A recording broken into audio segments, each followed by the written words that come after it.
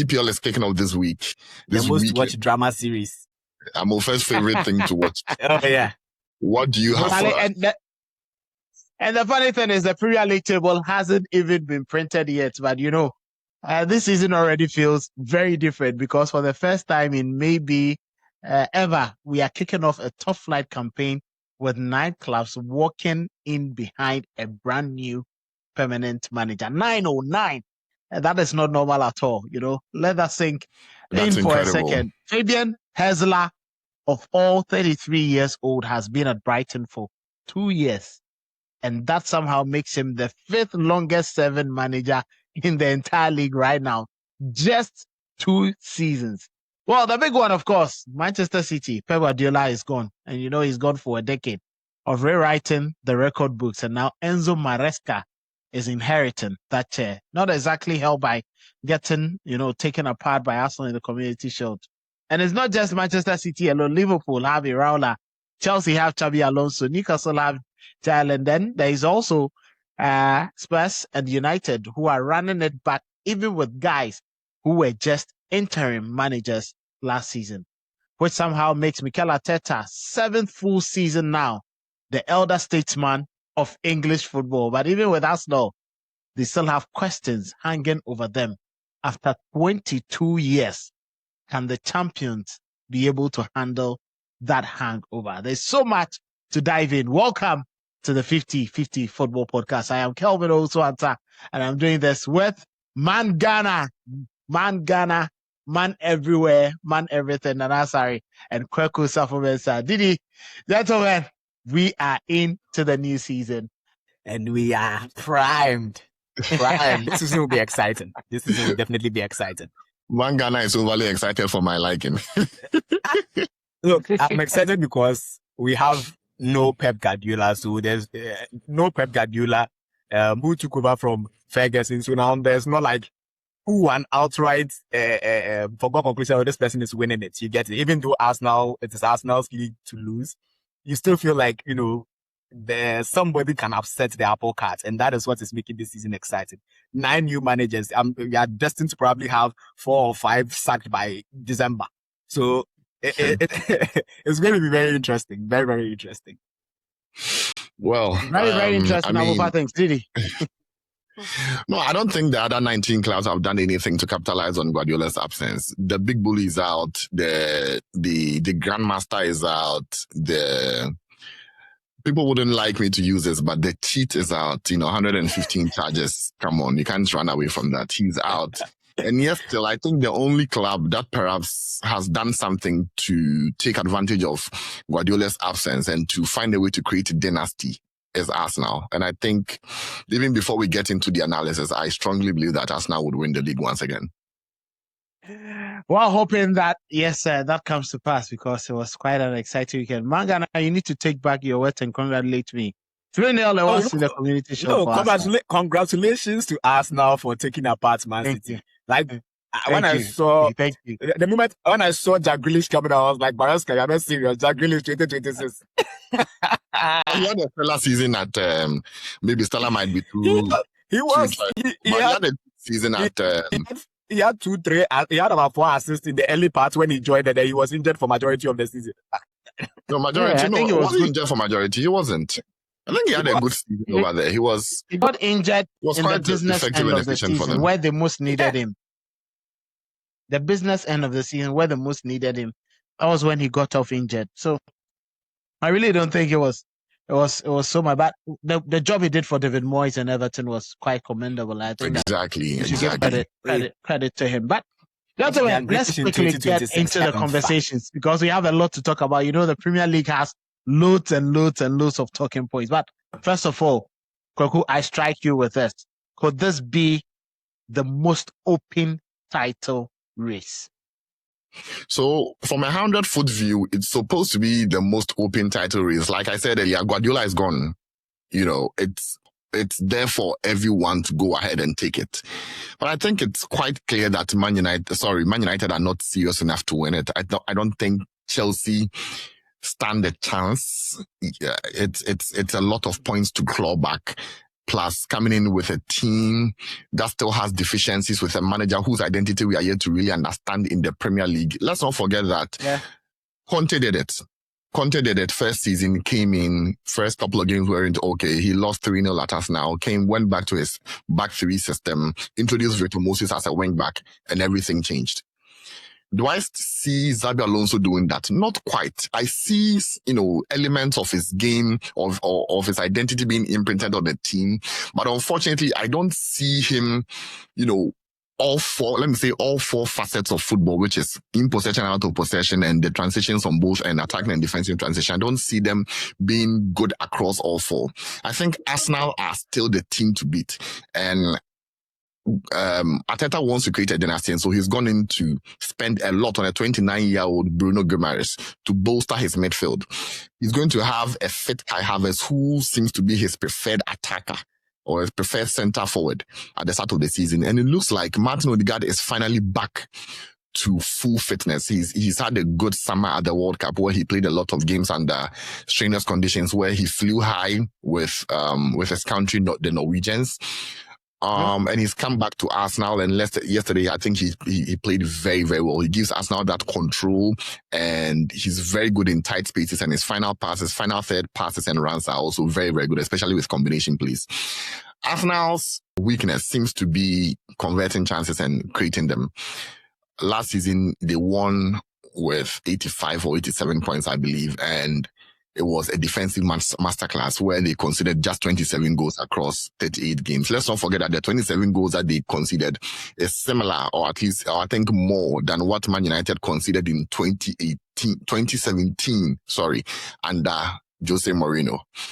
In that season, United fans didn't really appreciate that. And that defense was composed of Chris Smalling, Eric Bailly, Daley Blind, and Antonio Valencia. So that's just to put that in perspective. And if you are new to the sport, I'm Jose Mourinho's first son. But anyway, where the topic is Mourinho. I was going to ask, we come to Mourinho. But one other thing, no sentimentalism here. I'm a big Man United fan. You can see from the shirt I'm wearing. But let me be honest. We were third last season. We had 71 points and scored 69 goals, but we also considered 50. We considered 50 goals, right? We were 14 points behind Arsenal, and I don't think we've done enough over the course of the summer to claw back those 14 points behind Arsenal. So do I think Man United will go into a title challenge? I don't think so. I really, really do not think so. I don't think Casemiro has still been adequately and appropriately replaced. I've made my feelings known about Andre Santos coming into Man United and Yuri Telemans as well. I think Telemans is a sensible signing, so I'll start from the good. Sensible signing, Premier League proven, very astute passer and controller of the ball, very experienced as well. And it feels as though it's, let's say, a dream being finally manifested. Let's not forget that when he was a young wonder kid at Anderlecht, Man United courted him for a very long time. We thought we were going to sign him. Unfortunately, he went through a different route, went to Leicester, then joined Aston Villa, and now at Man United. I can get into the Man United, analytics or analysis later on, but I don't think we've replaced Casemiro adequately. I don't think we replaced the goals he scored, and that's what people forget, that Casemiro won Man United a lot of points. I don't think it's been replaced adequately. Now, another team that perhaps people are not really looking at is Fulham. I think Fulham might also struggle a lot in this coming season, mainly because, first of all, they've lost Marco Silva. He's the single reason that they've become an established Premier League side. Harry Wilson has left to Leeds. He had a stellar season last year, right? And so I think with Arbeloa at the helm now and the sort of players he's signing, that's my problem. He's bringing in an influx of Real Madrid youth product. Now, don't get me wrong. Are they talented? Yes. Gonzalo has shown to us that he looks like he's going to be a deadly striker in the future. For a club like Fulham to pay so much for him and put such faith in him as your starting striker in the Premier League, a very physical league, a league where he's never played in before, I think it's a lot. It's a lot. And, I worry about that a lot for them. I think they'll flirt with relegation. I think they might finish 17th. And Spurs look like they are going to turn the corner with the defensive signings that they've made. I still think that they are lacking a good, a goal scorer. I think that's from like an overview of my, analysis and, how I see the teams panning out. That's what I think is going to happen. Hey, one more team. Aston Villa. Aston Villa have lost a lot of important players. They've lost a lot of important players. However, they have a very, very, very, very astute and well-experienced manager who seems to specialize with small clubs. So I believe that they would find a way, because even against PSG didn't win based on the fact that they were extremely good. They won because they had quality players, and so the quality of Desiree Doué, came to life, and then he scored the final goal for them. And of course, on the other side too, the striker that they brought in, so Watkins might be back. While Gomez also is injured. Oh my gosh! So it looks like it's good, and Onana is also injured. Yep. So who's going to partner with Kamara in midfield? Anyway, maybe Garnacho would build them out, but that's how I see things. Garnacho has personal issues that has crept into his football. Oh, the fiance, right? Yeah. That's interesting. That's quite unfortunate for the man. When your career doesn't seem to see any light, and there is more darkness coming from the other side of life. But Mangala, your take? Well, I think it's going to be a very open title race. From not like you expect Arsenal to be there, but I think from second all the way to about sixth is up for grabs. It can go whichever way, because Man City have a very good and deep squad, but they also have a lot of players and a new manager who is now trying to bed everyone, trying to create spaces for some of these players who can get a look in under Pep Guardiola in the final season, like Marmoush, Grealish, who was on loan, Foden, who hadn't been even playing hadn't been even starting games and was just coming on for a few cameos here and there. And he tried to bring these players back out from the cold whilst integrating the new players. I think it's a lot to do in the first season. And so there'll be a lot of bumps in his way, in terms of there will be some games that he's going to drop points that you would have thought Man City should pick up points in. So that is where I see Man City faltering. But I think they have a good enough squad. And if Maresca is able to sort that out quickly enough, they will be the closest challenger to Arsenal. That is in terms of the squad.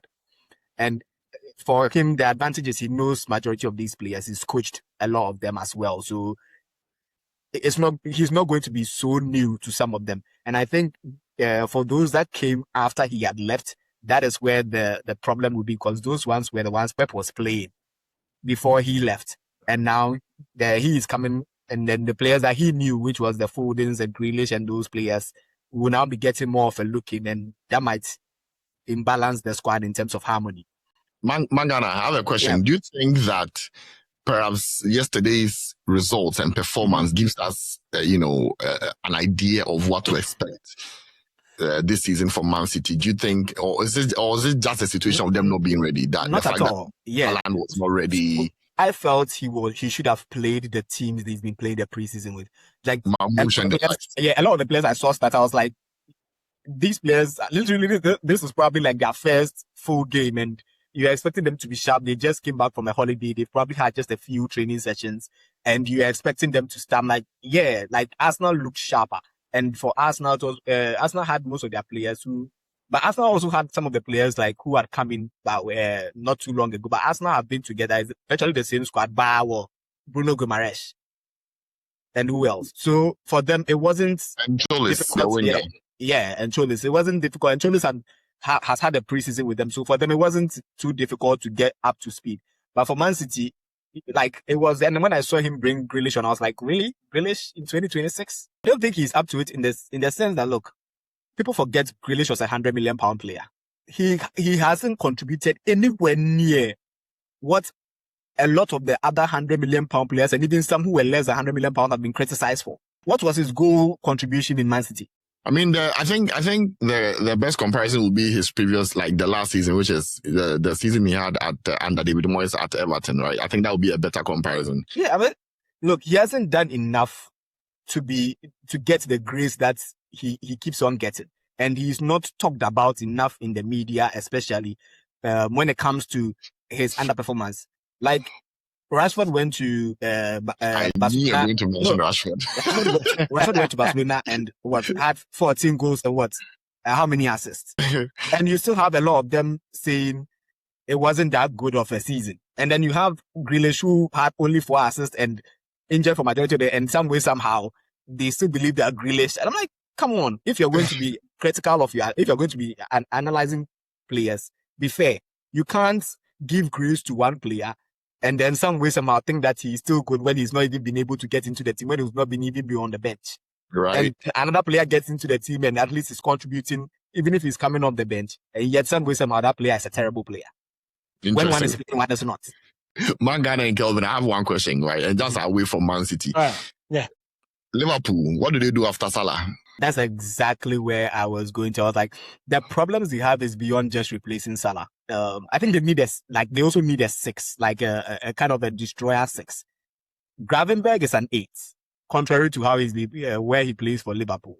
He's more of a box-to-box, more of a progressor. He's not like your destroyer recover ball kind of 6. But Musa, remember, and club, they never played with a 6, so they played with like multiple 8s. So they'll play Wijnaldum. But remember this is Iraola who has a 6. Tyler Adams, Yeah, exactly. So them not having that, McAllister has looked off it since last season. Yeah. Soboslai is good in the 10, but I don't think he's good in the 10. But they play him in the 8 as well. But emergency right back. Number 10 is emergency right back. But with that midfield, I don't think that midfield combination of McAllister, Soboslai, or Gravenberg is going to put fear in any team. They can be played through. They can be played around. So, do you think the problem is with the midfield or the attack? Because I think the attack doesn't put fear in anybody. I think the whole squad is imbalanced. I think they need depth and they need balance in the squad. Well, I think I side with Amofa. There's a lot more that Liverpool need to do. Maybe this season they shouldn't expect so much. When he understands his materials, he'll be able to deliver what you'd want to see. Look at what AFC Bournemouth, they were consistently selling some of their best products. Half a season, full season, they were just shipping them away. But he gave them quality football almost every now and then, to the point that this season, when they manage to keep a level of consistency, they are going to play in European club football. Now, what actually happened at Liverpool last season clearly showed that it was a template that worked for Ancelotti because Jurgen Klopp had left it just a couple of years. And you say that not to go off, but with what Kemla Björkgren and the Black Queens were doing. It was a team that was well built by Nora. He took over and he enjoyed from that to the 3rd place to win bronze in last year's Women's Africa Cup of Nations. But this year, you could clearly see it was his team. Everything was him, and they were actually struggling to even progress the ball. Now, what will happen with Liverpool and Andoni Iraola is I think he's just going to look at the first half of the season, try to keep himself at a very good level as he gives his players, that opportunity to understand his philosophy. It may be slightly different from what club offers. So he would definitely and obviously need it. But their most difficult problem for them is to make sure they fill up the holes or they seal the holes in their defense. It is a major problem. If you score goals and you concede more, it gets to a point where when you're not able to score, it means you are going to concede and then you lose a game and you lose points. So hopefully, I'm quite surprised that they were not looking at getting, defenders. You may have Virgil van Dijk, but it's yourself. Are the others? They brought in Araujo. You believe they brought in 2 defenders, which is Xhaka and then Araujo. Right.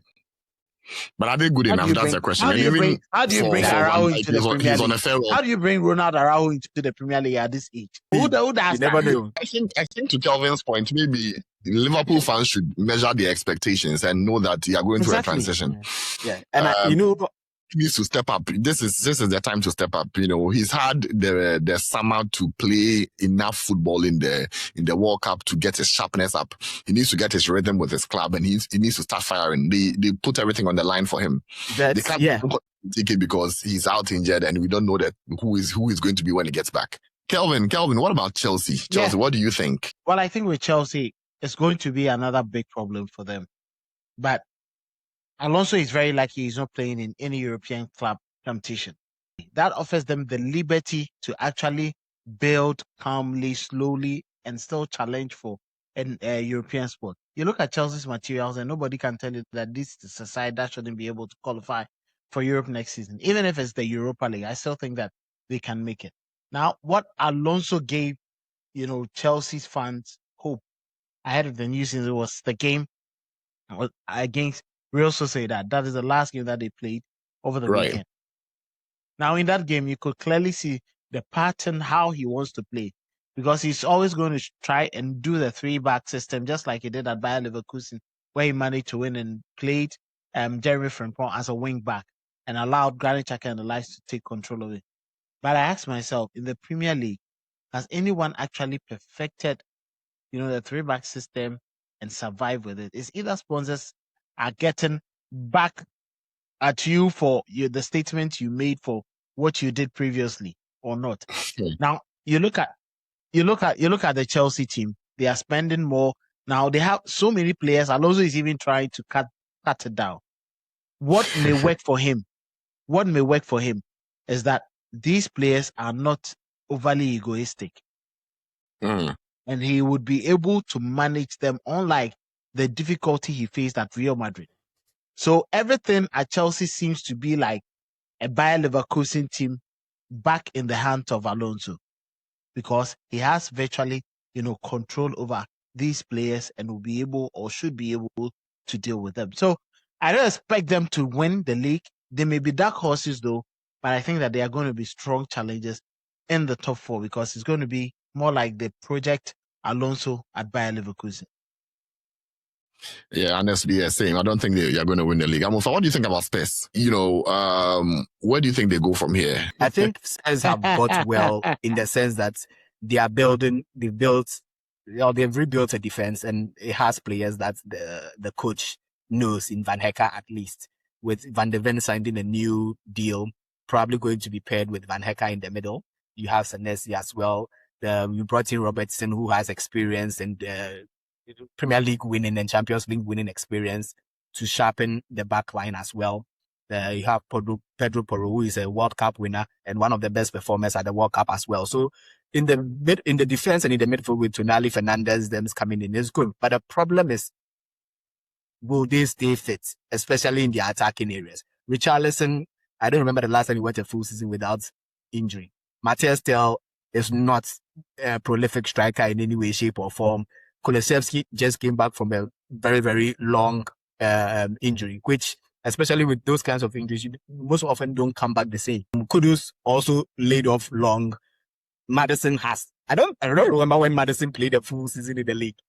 Maddison is almost always injured.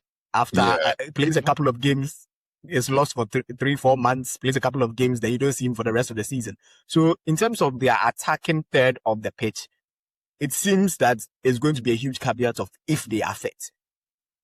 And that is not a good way to go into a season when you are not too sure of where your strikers or your goal scorers will lie. Yeah, you can defend and go nil, but if somebody doesn't put the ball in the back of the net, you have 38 draws, you still go down. Right. So I think they need to get themselves at least not even like a top level striker, but a serviceable striker whose attribute is availability, so that they know that in case this is injured, like he will be the backstop to play the games that where they are unable, they don't have enough players, or to kind of supplement for the games where you wouldn't want your Richarlison or your Kudus or your Kulusevski to play in order to get injured, especially when you're going to start the Carabao Cup and then the FA Cup from like the earlier levels because of where they finished last season. So they'll be starting the Carabao Cup. I think they'll be playing one next week or next 2 weeks. They'll be playing a Carabao Cup game. So it's a good extra preseason for them. Yeah. So I mean, it's going to be definitely. I don't expect them to finish in the lower half. I expect them to be in the top half, but they would need all their players to be fit, and will need a lot more goals than they currently have in the side to be able to be in the Champions League places. Kelvin, your take before you go, and it's all about Arsenal's path to coronation come May 2027. to defending their title. Well, I think there isn't too much to say. That's it. Kelvin, before you go in there, if Arsenal are able to defend their title, that will be the first time in 90 years. Yes, 90 years. Yep. Not even the great Arsene Wenger was able to do that. And I think Arteta has a real opportunity to do a three-peat. Why? Because I don't think any of the other teams are serious. But you can go ahead. Well, it's going to be a difficult season. I don't want to go back to Spurs. I think Amofa has done justice to whatever they would want to do. They can still be, the outliers in North London would try. We'll try and keep them close to us. Now, you look at the Arsenal team, and I think it's more than set. It gives me the feel of, an Arsene Wenger winning team back in 2004, 2005, 2006. Especially when you have all departments giving you variety, giving you different moods of what they are made of. If you have Ben White and then Julian Timber giving you different styles of how they play, one very much effective defensively and offensive as well. He adds bits, but one is very much offensive and defensively has issues. That is Ben White. On the left-hand side, same with Calafiori and Hincapié. Central defensive, you have Mosquera and Gabriel trying to form that, cool partnership.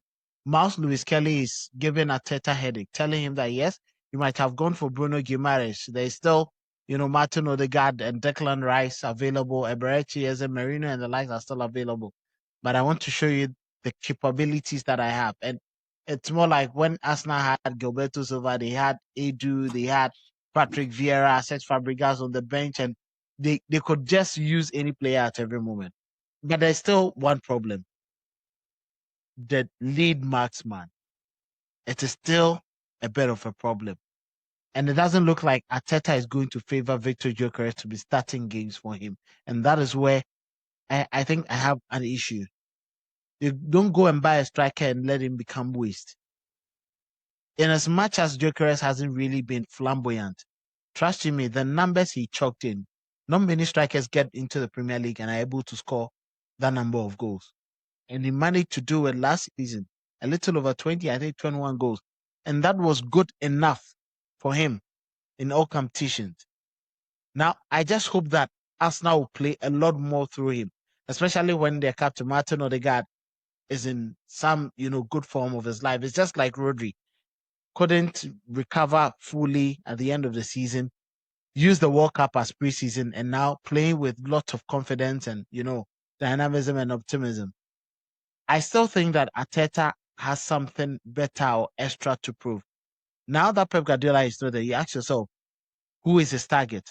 What is his target? Who is he going to chase? Who is he going to look at in terms of raising the levels?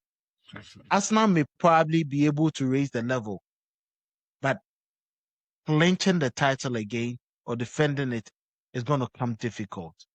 And I really think it's all because of the attack. If you create chances and you're not able to finish them off very well, if you're not able to batter teams, trust me, if it was the City team that got Arsenal yesterday in 6s and 7s, it would have been 5, it would have been 6, it could have probably been 7, or the 8-2 Manchester United meted out on Arsenal some time back. All I think that they needs to do is Mikel Arteta should find a workable solution about how to play through the middle and feed his team. He has the creators. If Miles Lewis Kelly is giving you passes like that, it tells you he's capable. We know in very tight blocks, the only person in that Arsenal midfield you can trust to give, those bullying runs and passing through the channels is Bruno Guimaraes. So now you've added to your bit. Cholis is telling you that he's not flamboyant, but he's most effective. If you go back to look at that boy's stats, and in the last, games that he's played, 15 goals, contributions since the dying stages of last season up to this time. And it clearly tells you that there's a player who can give you efficiency over flamboyant. And I just hope that Arteta will just trust these and then use them. He still has his usual quality players in there. Bukayo Saka is still around. Odegaard is still in. Declan Rice is David Raya. Yesterday, if it was any other goalkeeper, if it was Kepa, trust me, City could have pulled, 2 back and the game could have gone I agree. closely on the edge I in think the it final was a moments of the mess. game. I think you reminded Yes, everybody that many, he's the best goalkeeper in the league.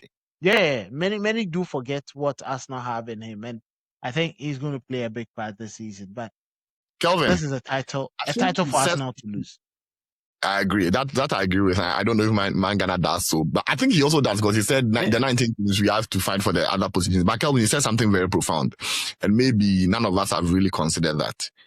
14 goals in Gyökeres' first season, I think, is not a small feat because even Kai Havertz, who seems to have the heart of Arteta, has never scored 14 goals in a league season. Mm-mm. His highest is 13. Yeah. So I which think, was years ago. And especially when especially when the situation of Gyökeres was that he got injured for a while, and he wasn't favorite as the lead marksman.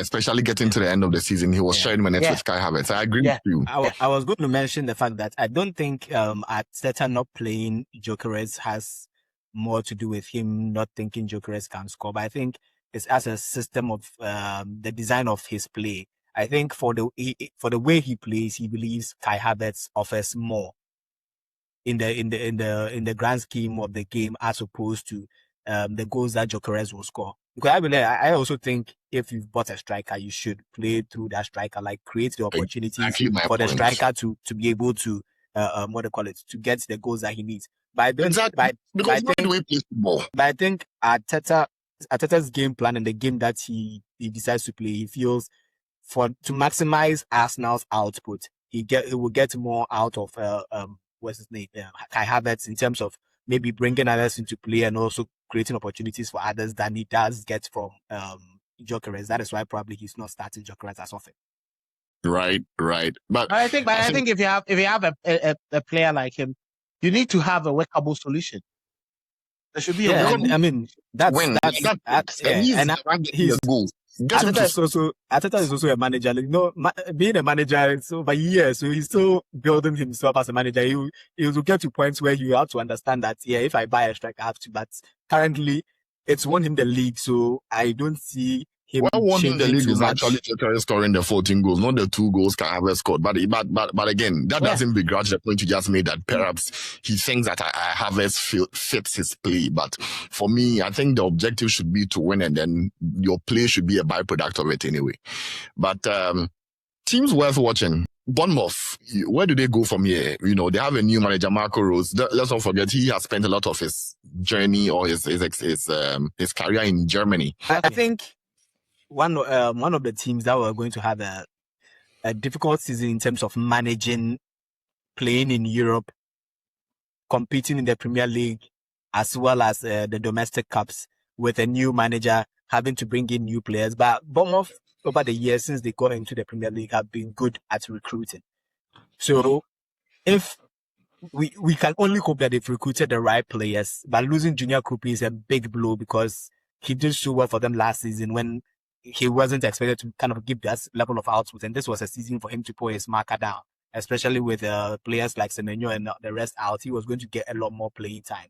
So it's quite sad that he got injured, considering he didn't even go and play a World Cup and he got injured, and now he's going to miss a big chunk of the start of the season. My word for Bournemouth, the managerial change and then the injuries. Mm-hmm. They've tried to replace Marco Senesi with Antonio Silva from Benfica. Yeah. Who isn't the most physically dominant centre-back? He's a very calm centre-back and he's not an astute game reader either. So I really worry about how he's going to, let's say, blossom at Bournemouth, right?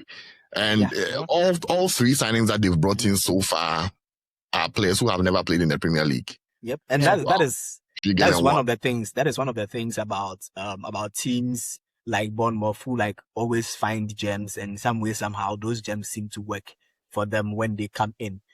It gets to a point where you will no longer be able to pick out those gems. Southampton was a byproduct. You remember when Southampton was in the league, consistently were selling their best players to Liverpool and they consistently brought in new ones, but it hit a wall and then we went into relegation and now they are still in the championship at this point.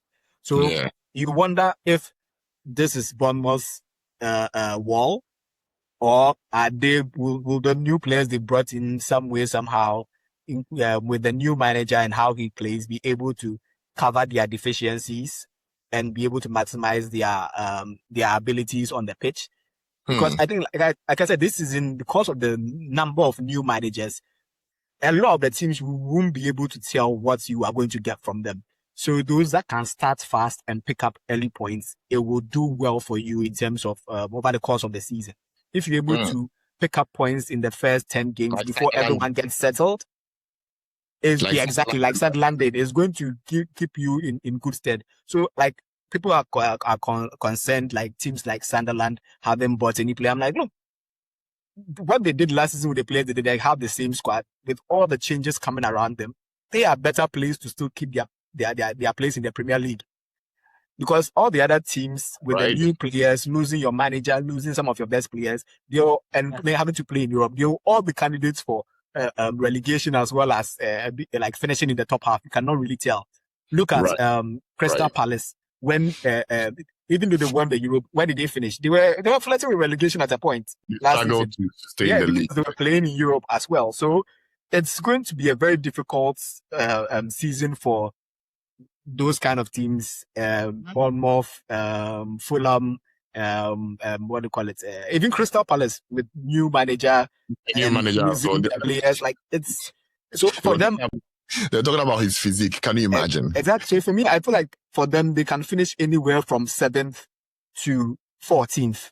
Like, Mangana, let's go to Kelvin, right? Kelvin, and let's learn more about Brentford. Where do they go from here? Keith Andrews, can he repeat what he did last season? Keith Andrews was a surprise. It was his first season, so all they have to do is maintain their position, still play the good football, make sure they come back. Then, like I said, with the season that we have this season with so many managers, just keeping steady might let you finish in the top half. Be the trick. Yeah. So just this. I think the main question, Mangana, will Lagos go hit the highs that exactly. Will he be able to produce the same goal output that he did? Because he scored a lot of goals last season, a lot of goals, and that won them a lot of games. So I don't think he'll be able to get the same level of output. But then you would be expect that the other players around him would chip in some goals, with Kevin Schade and the others. So you are hoping that those also come to the fore. But I think that he'll be a lot of teams know what he's about this season, right? And he's not going to be afforded or get the same level of opportunities that he got last season. More defenders will be tighter on him, will prevent him from getting the ball, be more physical with him. So we just hope that he's able to, at least, I think if he's able to give 10 to 15 goals this season, it will be a very, very good season for him. Right. So that's that with Brentford. Yeah. We just discussed your favorite manager, Kelvin. Do you want to add anything to it before we go into that? Yeah, very sure. Just something quick. I think continuity will remain a very key part. The tenet on building on the foundations that they've laid is very much important this season. But you ask yourself, there's that edge from Keith Andrews to do a lot more. He's become more than that set piece specialist that they employed him to be. Now, what is going to give him a lot of confidence is he still has the base of the team or the spine of the team. Bringing Mamadou Sangare into the heart of midfield only adds to the quality and strength of the team. And let's not forget that in as much as they are bringing, excellent showing, they've been very much key in looking at their passing ability. The reason why Jordan Henderson was there, the only player or players who could just give better passing than Sangare across Europe was Elliot Anderson and Bayer Leverkusen's Ezekiel Palacios. So they are the most effective when they are pressing hard, and when they are high, Sangare offers them a lot. And when you have a player like that and you have a direct attacker in Igor Thiago, then it only gives the team that opportunity to get, lots of breakthroughs. And that is what I see happening this season. Agree. And Kelvin, Chelsea fans wouldn't like to hear you got Thiago's name because they believe that he's a reason why Joao Pedro didn't go to the World Cup. But that's just by the way. Jose, Antonio doesn't like to hear his name at all. They should play better. But he didn't select himself. They should play better to get their players at the World Cup next time. If there is any team that would give Arsenal a run for their money, it will be Manchester United and Michael Carrick. That's what I believe, sincerely. I strongly believe Michael Carrick can give Arteta a run for his money, because I look at the progression from last season where he took over the team. Kelvin, stop patronizing Man United. Man United cannot give Arteta a run for their money. Arteta finished 14 points ahead of Man United last season. United haven't done. When Carrick took the team, how many points were Manchester United away from Arsenal? So you see, let's look at it globally, right? Let's start from there. Let's look at it globally. 14 points difference. Have we done enough to claw back those 14 points? And have Arsenal also done enough to maintain and even extend that lead? Those are two different questions that we need to look at too. You don't go to Chelsea and buy their fifth choice midfielder, Andre Santos, for 50 million and come and tell me that you want to compete with Arsenal, who have gone to Newcastle to buy their captain. They are buying Newcastle's captain. What if Chelsea were not able to use him, and you will be able to use him better? See, people are thinking, no. and there's one thing I think about Bruno Guimaraes. There's one thing I think about Bruno Guimaraes signing. World class. One thing people are forgetting is Declan Rice will not be the same tank as the previous 2 seasons. But he wasn't a fifth player at West Ham. Very good. Guimaraes is with his injury status now, will not give Arsenal the same level consistently. And that's why you have, they can be rotating. That's why you have, Miles Lewis Kelly as your backup. But man, you have Kobe Menu and the license, or Kelvin, they are not good enough. Kelvin, I'm going to mute Kweku, where I'm giving my analysis of Man United. I don't need your you've said your piece on what you think of the Man United. All right, we are muting ourselves. So let's give you 4 minutes. We all expect Arsenal to retain their title in terms of looking at the competition around and with all the new managers and just the current build of the squad. I mean, we still have about 2 weeks of the window to go, so there's still changes to happen. But one thing you can tell from United from last season was when Carrick came in, he played to the strengths of the team that he had in order to get the results that he needed. Now, over the preseason and the beginning of and into this season, he's going to play more of how he wants to play. And if you watched a couple of the Man United preseason games, you realize that he has a slightly different style in terms of players who are able to play, possess the ball better, cute passes, very, very quick 1-2s, building from the back and then progressing the ball quickly. He also has the way they are pressing in the 4-2-4 and then also defending in the 4-4-2 block. I mean, like he's done things that have changed the way the United team looks and how they build and how they play, which is more fluid than they were last season under Amorim and even under the Carrick in the second half when he was, trying to put a team together just to get a result so that we do not fall out of the Champions League places.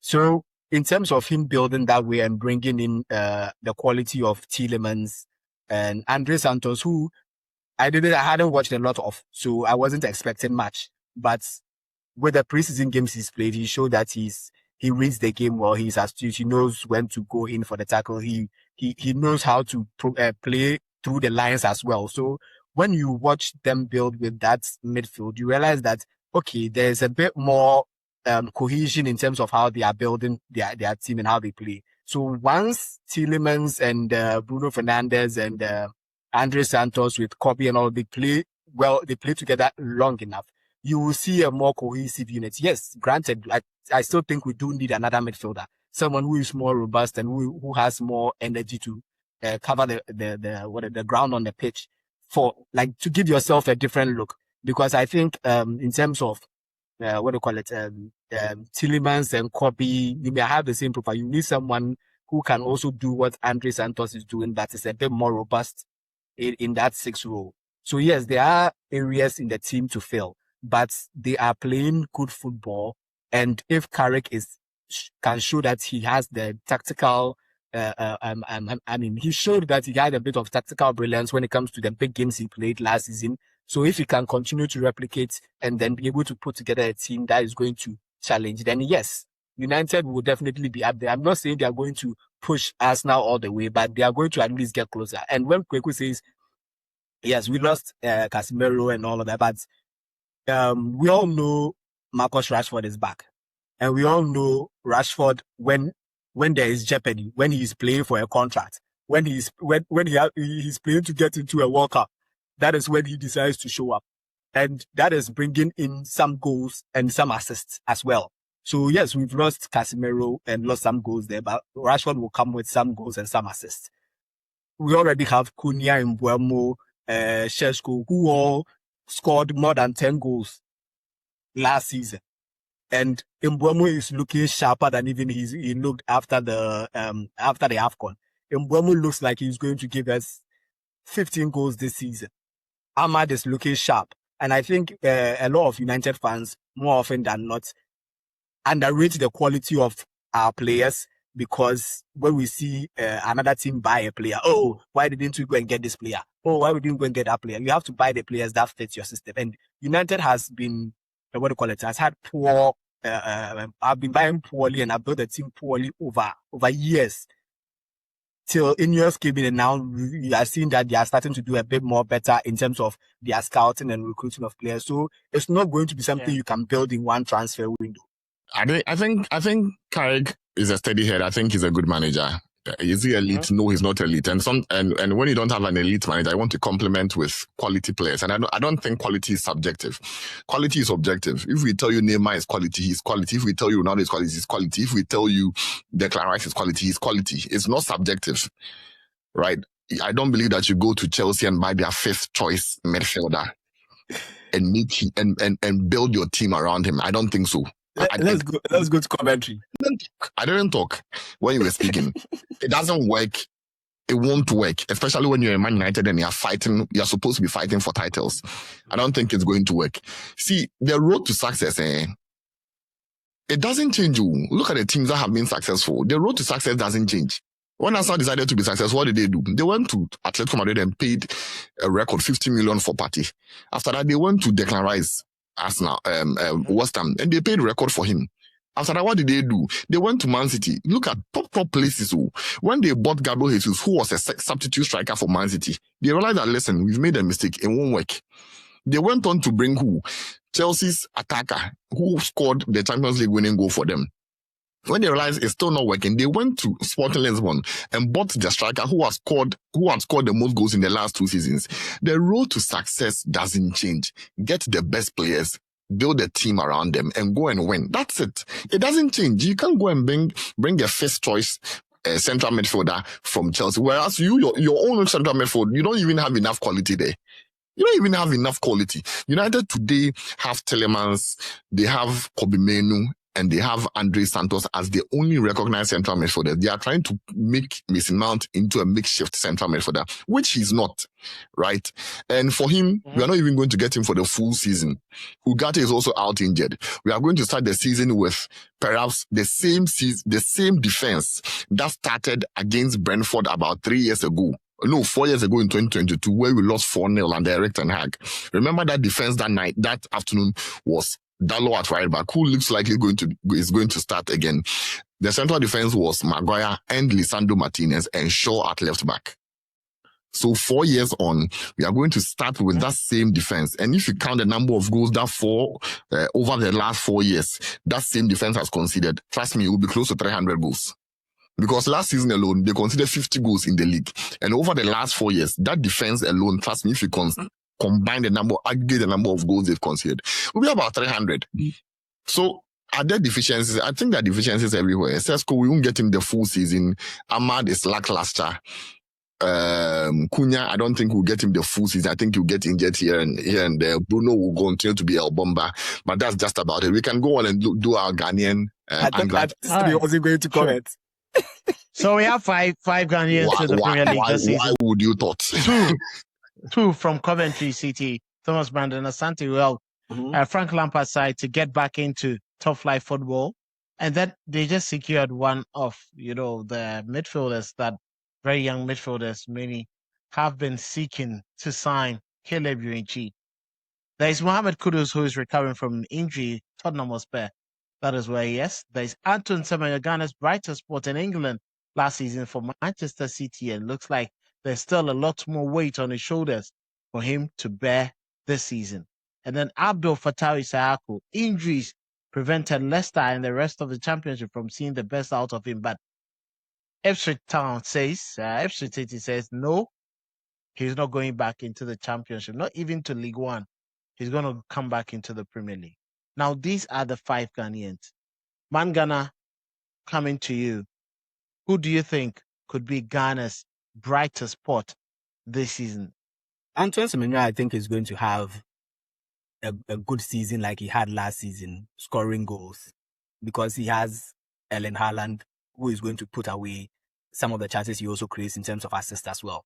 And if you watch their games over the preseason, you realize he created more. I think he had 5 assists over the preseason.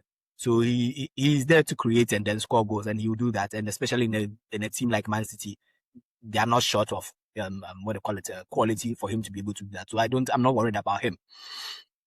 Issahaku, I'm a bit worried about because I like him as a player, and I like the fact when he's able to cut in and get his shot off, he's going to score. Like he knows where the ball is.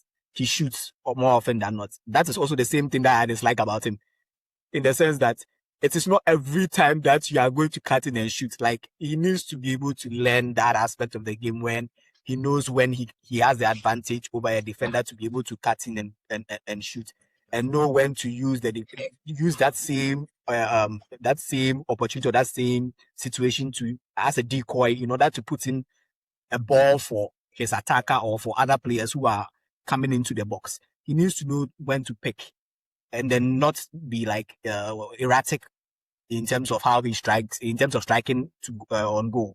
If he can do that, I still think Ipswich will get relegated.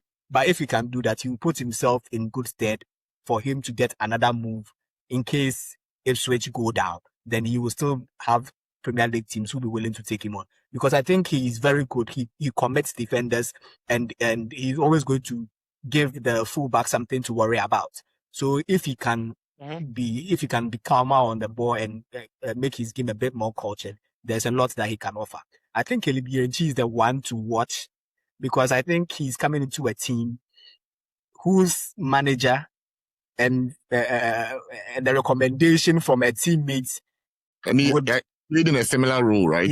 In a similar role, and the recommendation from the teammates that got him all the way, which is in Michael Essien, he will pay more attention to the way Caleb Uinchi plays, try and afford him the opportunities to be able to succeed in that team.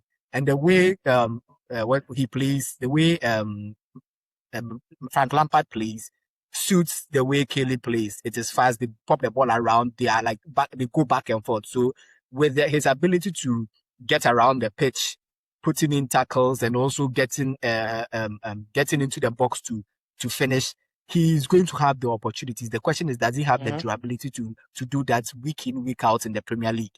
If he has the durability and can put on a bit, I think he should go into the gym and put more a bit and get a bit of muscle to be able to be able to manage the rigors of the Premier League in terms of the physicality. So with Brandon Asante as well, who is also like, very tenacious and hungry on the ball. Like, I think they have a lot of players who will be willing and hungry to play. They just need to be able to prevent the ball from going in the back of the net and maximize their opportunities in attack. Kudus is still the star boy, but I think I think he's done a lot of work over the summer. I've followed him off season, thanks to Sefa. Sefa has been doing amazing for us, giving us all the content on our socials. Shout out to Sefa. But I want to take a different angle. And, before we go into Mangane's special surprise for us today, the new rules that are coming into the Premier League, I think it's an interesting one to also take a look at. The first one is the 5-second restart countdown. So the referees will determine if a team is deliberately delaying a throw-in or goal kick. Yeah. And so Kayode's throwing, he needs to do that quickly now. He can't wait forever for people to arrive in the box before he puts in a throw-in from the side. That's one thing. And at least we saw a glimpse of that at the World Cup. At the World Cup, yes. Substitutions to players have 10 seconds to leave the pitch. So you can't be taking off your shin guards and pulling your socks down. You need to get off. So there's no more 89th minute leisurely stroll across the pitch. It won't work. Injuries as well. A player receiving treatment on the pitch must stay off at least 1 minute. Now, goalkeeper injury. And this one is also fascinating. If the referee stops play for a goalkeeper injury, the team normally has to nominate an outfield player who also leaves the pitch for at least 1 minute. For me, it's bizarre. It's unnecessary. I mean, injuries just treat it and then... Yeah, they've gone too far with tactical gamesmanship. I don't think it's necessary. One of the things about rules is if they don't implement the goalkeeping one, then all the manager will say that then the goalkeeper, you go down because they won't take you out. One more rule before we go on. That's the last one. This is very critical. VAR can overturn second yellow cards. Yes, so now VAR can actually review cases where a player receives a second yellow card that results in a red. And I think it's a very, very good rule. We've seen certain bizarre yellow cards that have been shown. We'll get into that, and then the fact that I think the issue. One thing, this whole thing about mistaken identity thing will not apply here. I think it's good, but we are wrapping up. What do you have for us in terms of your surprise package? Oh yeah, so I mean we have our fantasy Premier League mini league this season set up. So we are looking at our listeners. You all need to subscribe to our socials and then the podcast as well. And we have a very fantastic prize at the end of the season, which will be announced 5 game weeks to the end of the season as to who wins the league and what they get when they do win the league. So we are all playing it. I have my team set up. Kweku has his team there. Kelvin will have his team joining. So Stefan has his team, believe. Yes, but we won't be, even if we do win, we won't win. So whoever comes in next, if one of us wins the league, whoever comes in second becomes the winner. So it is for the fans, and we are hoping that you all can join us and play, the Fantasy Premier League this season. And we'll continuously within the week, every game week, give you updates on who is first, who is second, those who are dropping quickly and those who are climbing up. We'll make it a fun experience for all of us, And who knows, we might even invite the winner to join us definitely invite the winner. Exactly. Following season. Mangana, get us the code. Get us the code. Ask Kweku. All of the details is actually on our socials. You find it on our Twitter and our Instagram with a link. It's on the screen right now. It's on the screen. So take a look at the screen. It's on the screen. Yeah.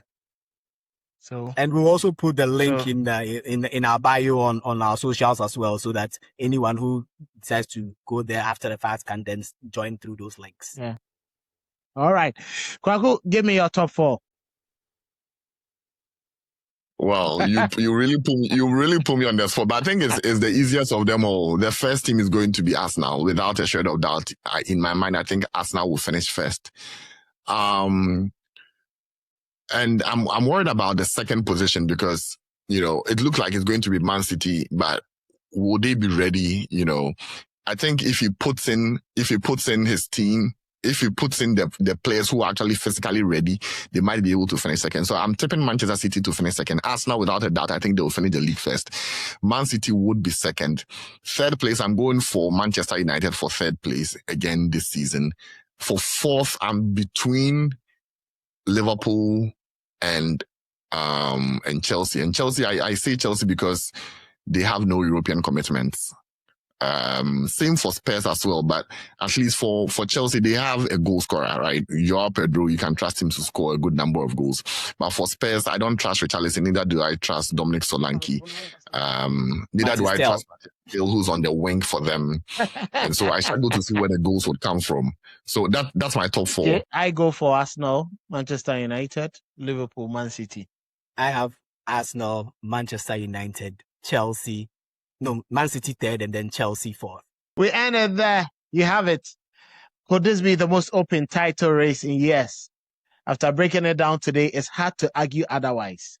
9 new permanent managers are walking in, and that is something we've never seen before. On Arsenal defendant, Arteta and his men, he's earned the right to be favourite. 7th season, most experience in the league by a mile. But 22 years without a title means there's no blueprint for how this squad handles the hunting for another season.